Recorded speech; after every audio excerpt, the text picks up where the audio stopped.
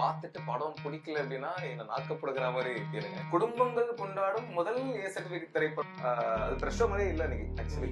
அப்போ ஏன்னு தெரிஞ்சுதான் படம் பண்றீங்க அப்படின்னு கேட்டாங்க. நான் ஆமா சார் இது படத்துல இருந்து தானே கட் பண்ணிருக்கோம்.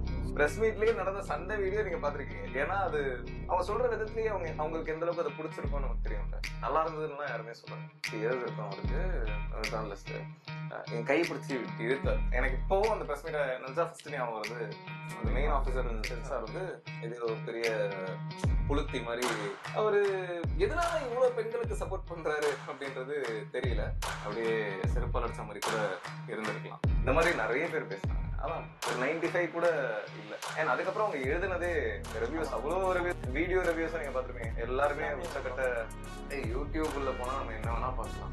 அது பேரண்ட்ஸ் அதை எந்த அளவுக்கு அதை கரெக்டா ஹேண்டில் பண்றாங்க. கெட்ட வார்த்தைய என்னடா பண்ணி வச்சிருக்கீங்க. கேடு கெட்ட படம் ஃபிளாப்பாக வாழ்த்துக்கள்.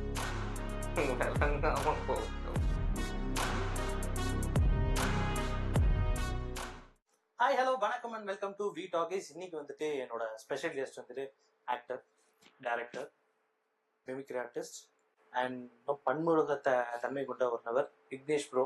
ஹாய் ப்ரோ, எப்படி இருக்கீங்க? நல்லா இருக்கேன். நீங்க? சூப்பராக இருக்கேன் ப்ரோ. நான் ஒரு சின்ன கேப்க்கு அப்புறம் மீட் பண்ணுறோம்.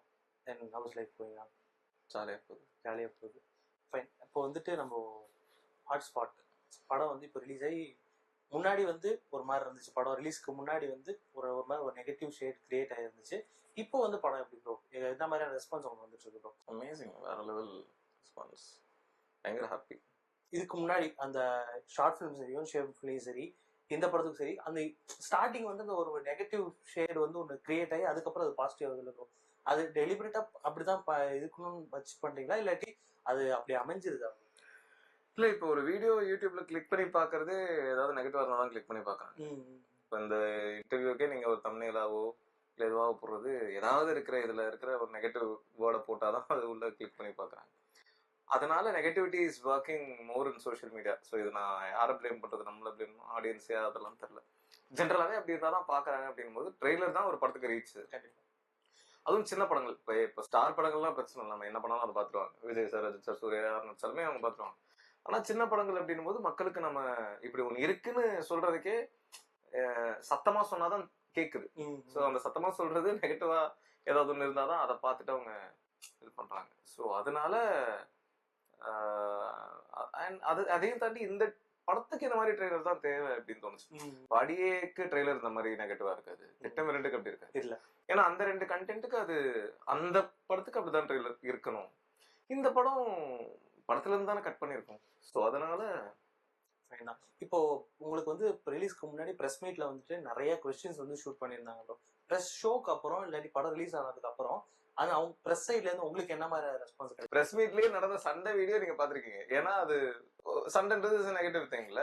ஆனா அதுக்கப்புறம் பிரஸ் ஷோக்கு அப்புறம் அவங்க பேசுனது, அவங்க புகழ்ந்தது, அது இன்னும் நிறைய பேருக்கு ரீச் ஆச்சான்லாம் எனக்கு தெரியல. பிரஸ் ஷோக்கு அப்புறம் பிரஸ் ஷோல அது பிரஸ் ஷோ மாதிரியே இல்ல இன்னைக்கு ஆக்சுவலி. பிரசாத் லேப்ல போட்டோம். என்னோட ஃப்ரெண்ட்ஸ் அண்ட் ஃபேமிலியை கூப்பிட்டு உட்கார வச்சா எனக்காக கைத்தட்டி சிரிப்பாங்கல்ல, அந்த மாதிரிதான். தேட்டரே பிளாஸ்ட்.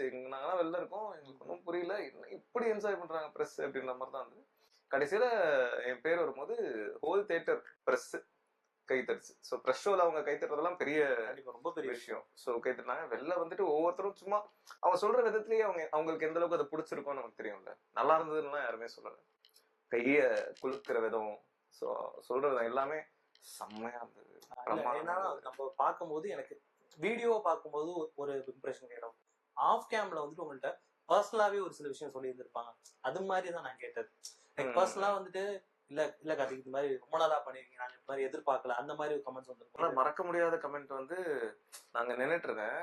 ஒருத்தர் ஒரு 50 years இருக்கும் அவருக்கு, ஜேர்னலிஸ்ட். என் கை பிடிச்சி இழுத்தார். போனேன்.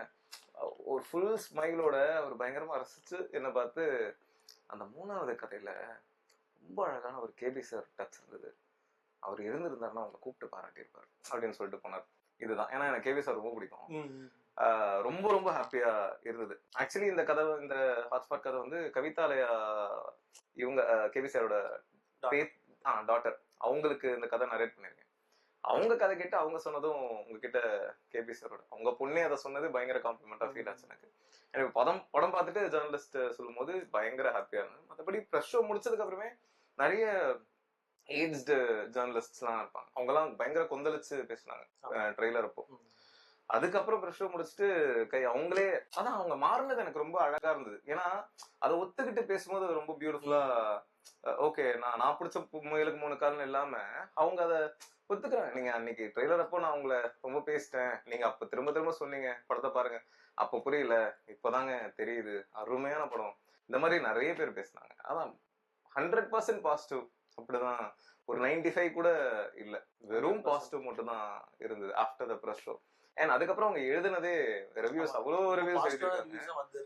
ஆமா, எல்லாமே மேக்ஸிமம் 3, 3.5, 4, சில பேர்லாம் 4.5 எல்லாம் கொடுத்துருந்தாங்க. அதெல்லாம் எனக்கு ஆச்சரியமா இருந்தது.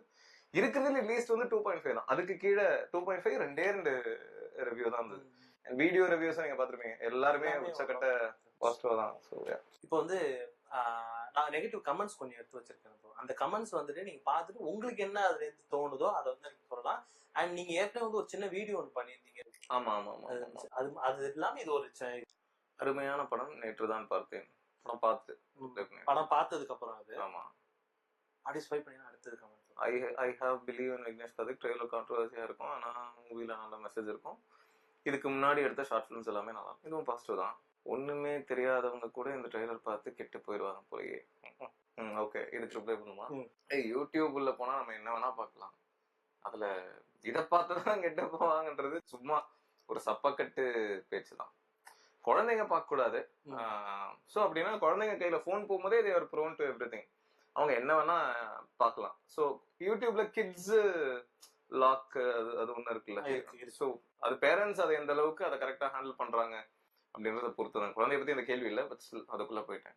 ஸோ கெட்டு போறேன் அப்படின்றதுனா யூடியூப்ல பயங்கர பேடான கண்டென்ட்ஸ் எல்லாம் இருக்குல்ல, கண்டிப்பா. ஸோ இதை பார்த்து கெட்டு போவாங்கன்றதுல எனக்கு உடன்பாடு இல்லை. ட்ரெய்லரை பார்த்து தப்பா நினைத்து விட்டேன். இந்த ஹாட்ஸ்பாட் படத்தை ஆக மொத்தத்தில் இது ஒரு நல்ல படம். நன்றி நன்றி bro, thank you so much. Again அதான் அதை ஒத்துக்கிறதுக்கு ஒரு மனசு வேணும். ஸோ அதை நிறைய பேர் பண்றீங்கன்னும் போது எனக்கு ரொம்ப ஹாப்பியா இருக்கு. கெட்ட வார்த்தைய என்னடா பண்ணி வச்சிருக்கீங்க, இது எக்ஸ்பெக்ட் பண்ணி நாங்க ட்ரெய்லர் பண்ணும்போதே தெரியும் இந்த மாதிரி கமெண்ட்ஸ் தான் வரும்ட்டு. ஸோ எக்ஸ்பெக்ட் பண்ணது தான்.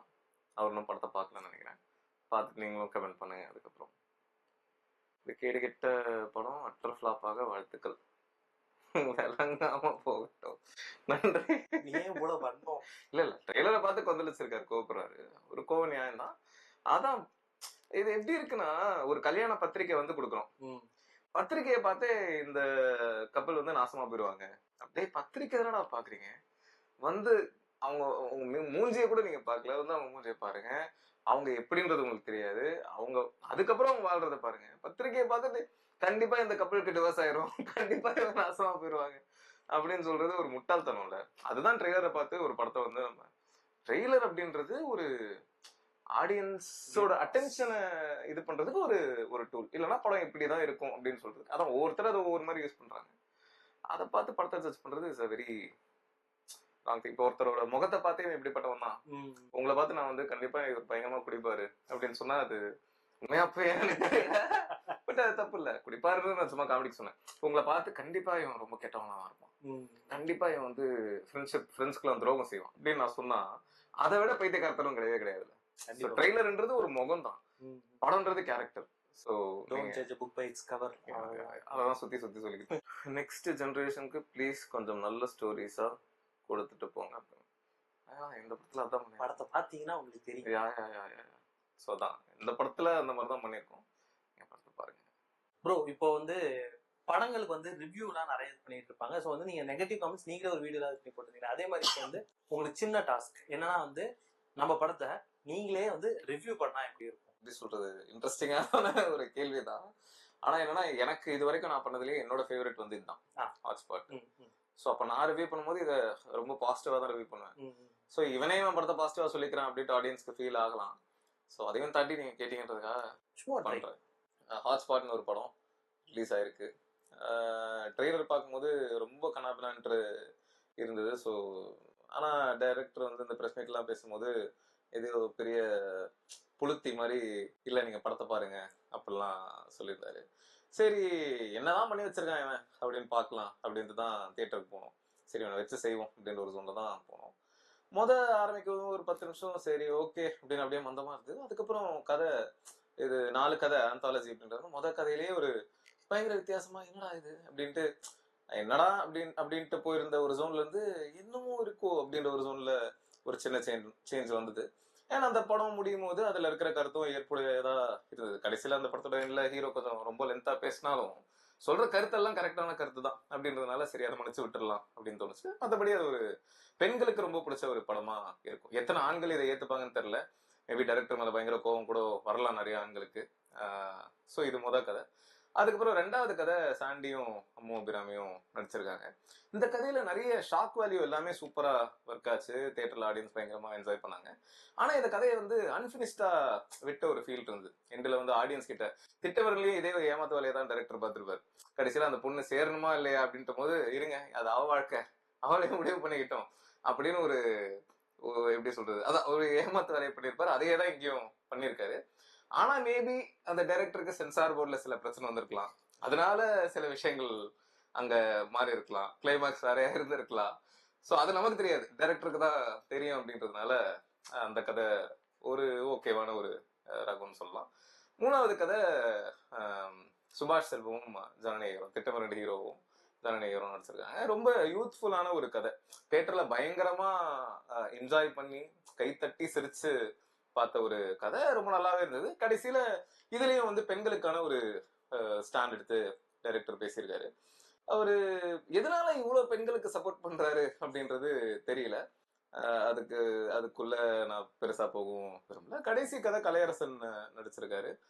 இப்போ சொசைட்டிக்கு ரொம்ப தேவையான ஒரு விஷயத்த இந்த கதை பேசுது, குழந்தைங்களை பத்தி. நான் சொல்லிட்டேன்னா ரிவீல் ஆயிரும். ஸோ கண்டிப்பா எல்லா பெற்றோர்களும் பார்க்க வேண்டிய ஒரு கதை. இந்த கதை கொஞ்சம் லென்த்தா இருக்கு அப்படின்ற ஒரு ஃபீல் இருந்தது. கொஞ்சம் ரொம்ப அட்வைஸ் பண்றாரோ அப்படின்ற ஒரு ஃபீலும் வந்தது. ஆனா அவர் சொன்ன வார்த்தை எல்லாமே நறுக்குன்னு சொன்ன ஒரு வார்த்தை தான். சில பேருக்கு ரொம்ப அப்படியே செருப்பால் அடிச்ச மாதிரி கூட இருந்திருக்கலாம். ஸோ ஓவரால் இந்த 4 கதையுமே ரொம்ப வித்தியாசமான கதைகள். அவரோட ஸ்டைல்னு ஒன்று நினைச்சு அவர் பண்ணிக்கிட்டு இருக்காரு. அது ஓரளவு ஒர்க் ஆயிருக்குன்னு தான் சொல்லணும். வித்தியாசமான படங்கள் விரும்புறவங்களுக்கு, யூஸ்வல் மரத்தை சுத்தி ஓடுற கதைகள் அந்த மாதிரி அதை தாண்டி வித்தியாசமா இருக்கணும் அப்படின்னு நினைக்கிறவங்களுக்கு கண்டிப்பா அந்த படம் ரொம்ப பிடிக்கும். ஸோ எவ்வளவு நாள் தான் மஞ்சுமல் பாய்ஸே நம்ம பேசிக்கிட்டு இருப்போம். நம்ம படங்களையும் நம்ம சப்போர்ட் பண்ணுவோமே. தேங்க்யூ. இந்த படத்துல நீங்க என்ன தவறு பண்ணி நீங்க நினைக்கிறீங்க, அடுத்த படத்துல திருத்திகள்னு நினைக்கிற விஷயம் ஏதாவது இருக்காங்க? இந்த படம் ஒரு ஏ சர்டிபிகேட் படமா போயிடுச்சு. இதான எல்லா ஃபேமிலியும் பார்க்க வேண்டிய ஒரு படம். ஸோ இன்னொரு தவறு நான் யோசிச்சது, ட்ரெய்லர் ரொம்ப ஒரு நெகட்டிவ் ஃபீலை கிரியேட் பண்ணி நிறைய பேர் அதனால தியேட்டருக்கு வர யோசிச்சாங்க. இப்போ தியேட்டர் ஃபுல்லா பார்த்தா ஃபுல்லா கேர்ள்ஸ் க்ரௌடு இருக்கு. ஏன்னா அது ஓரளவு வேர்ட் ஆஃப் மவுத்ல காலேஜ் பசங்களுக்குலாம் அது போயிடுச்சு. ஆனா இன்னுமே ஃபேமிலி ஆடியன்ஸ் பார்க்க வேண்டிய ஒரு படம். ஸோ யூஏ இருந்திருந்தா இன்னும் ஃபேமிலிகள் கூட்டம் கூட்டமா பாக்குற ஒரு வாய்ப்பு இருந்திருக்கும். ஆனா இப்பவும் இது குடும்பங்கள் கொண்டாடும் முதல் ஏ சர்டிபிகேட் திரைப்படம் அப்படின்னு தான் நாங்க ப்ரொமோட் பண்ணலான் இருக்கோம். ஏன்னா குடும்பங்கள் அப்படின்றது வெறும் குழந்தைங்களோட இருக்கிறது மட்டும் குடும்பம் கிடையாது. ஒரு புருஷன் முன்னாடி குடும்பம் தானே, ஒரு அப்பா அம்மா குடும்பம் தானே. ஸோ நாங்க குடும்பங்கள் மீன் பண்றது மேரிட் கப்பிள்ஸ் எக்ஸப்ட் சில்ட்ரன். இது ஏ சர்டிபிகேட் சில்ட்ரன் கிடையாது. அதை குழந்தைங்களை தாண்டி இருக்கிற எல்லா குடும்பங்களும் பார்க்க வேண்டிய ஒரு படம். குடும்பங்கள், யூத் எல்லாருமே. இது ஏதாவது ஒரு ஸ்டேஜ்ல அது யூபையா கன்வெர்ட் பண்றதுக்கு எதுவும் வாய்ப்பு இருக்கு? நான் யோசிக்கவே இல்லை. அப்படி மாத்தணும்னா கண்டென்ட் எல்லாம் நிறைய டைல்யூட் ஆயிரும். நிறைய கட் பண்ணணும், தூக்கணும்.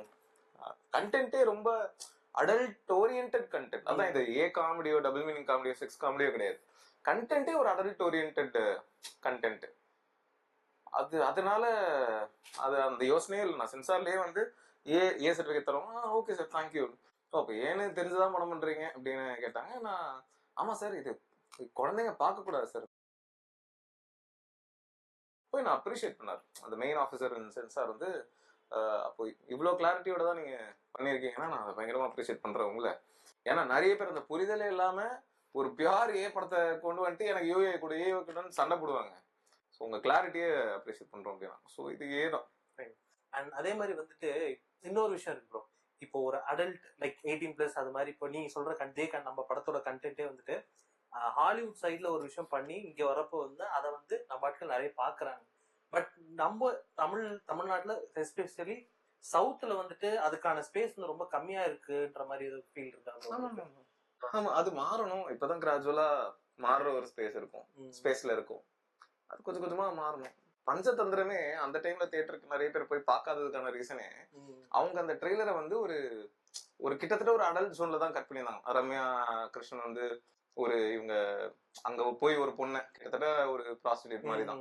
சோ 4 பேர் சேர்ந்து ஒரு ப்ராஸ்டிடியூட் கிட்ட போறாங்க, அங்க நடக்குது, சோ கிஸ் இதெல்லாம் வச்சுதான் ஒரு ட்ரெய்லர் கட் பண்ணியிருந்தாங்க.